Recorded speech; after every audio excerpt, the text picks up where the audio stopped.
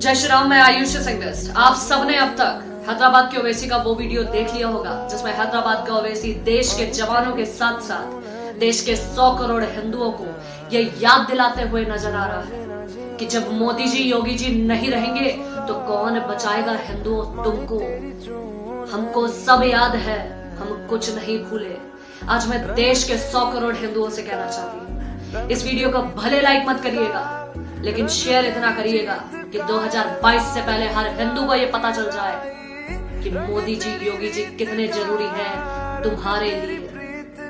और अपना एक वोट तुम्हें किसको देना है, आज ये हैदराबाद के ओवैसी ने खुद अपने आप बता दिया है। देखिए इस वीडियो को। मैं तो उन पुलिस के लोगों से कहना चाह रहा हूं, याद रखो मेरी इस बात को, हमेशा योगी मुख्यमंत्री नहीं रहेगा,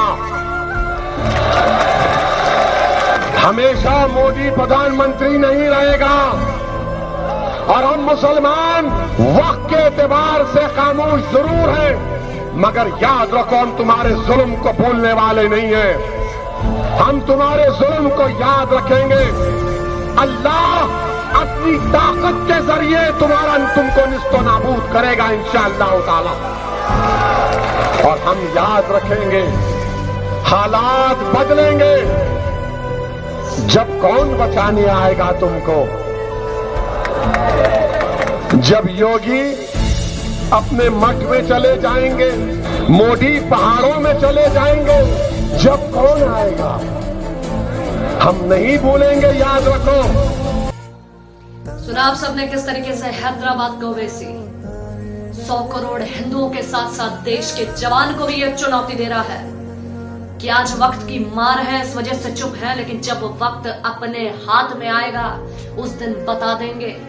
और तुम्हें कौन बचाएगा हिंदुओं जब मोदी जी योगी जी नहीं रहेंगे। आज मैं 100 करोड़ हिंदुओं की तरफ से हैदराबाद के ओवैसी को एक चीज याद दिला देना चाहती हूँ और ये बताना चाहती हूँ कि जब मोदी जी नहीं थे तब भी हम थे, और जब योगी जी नहीं थे तब भी हम थे, और जब तुम्हारे नाजायज बाप इस देश में थे तब भी हम थे। जो मिटाने से ना मिटे वो हिंदू है। और कब्र खोद दी अरबियों से लेकर मुगलों तक की, अब तुम हमें समझाओगे कि हमें कौन बचाएगा। अरे तुम तो कुछ सालों की बात कर रहे हो, हजारों साल का नहीं भूले हम, हजारों साल का। और किन के बच्चों को ललकार रहे हो? उनके बच्चों को जो युद्ध से लड़ने से पहले अपने ही खून से तलवार को तिलक लगाते हैं। मैं हैदराबाद के ओवैसी को आज एक चीज बता देना चाहती हूँ, याद रखना, तुमको समय का नहीं भूले, हम सालों का नहीं भूले। और आज भी याद है, इनको डरा रहे हो, अरबी और मुगलों तक को गाड़ दिया इस सरजमी में, कब्र बना दी उन गद्दारों की। अब तुम जैसे लोग हमें डराओगे? भाई 15 मिनट मांगता है तो ये 100 करोड़ हिंदुओं को बताते हैं कि मोदी जी नहीं रहे, योगी जी नहीं रहे तो क्या करोगे।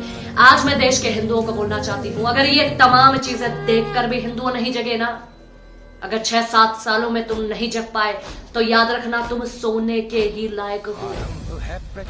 तुम वो तमाम चीजें देखना चाहते हो जो कश्मीर में हुआ, जो पश्चिम बंगाल में हुआ।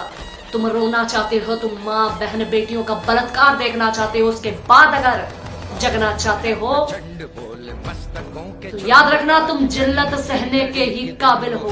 आज हैदराबाद के ओवैसी ने खुद ब खुद बता दिया कि अरे उठो देश के हिंदुओं, मैं तुम्हें आज बता रहा हूं,